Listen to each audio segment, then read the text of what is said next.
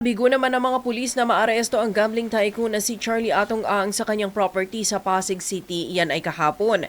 Kasunod yan ang paglabas ng warrant of arrest laban sa kanya at 17 iba pa sa kasong kidnapping with homicide na may kaugnayan sa mga missing o nawawalang sabungero.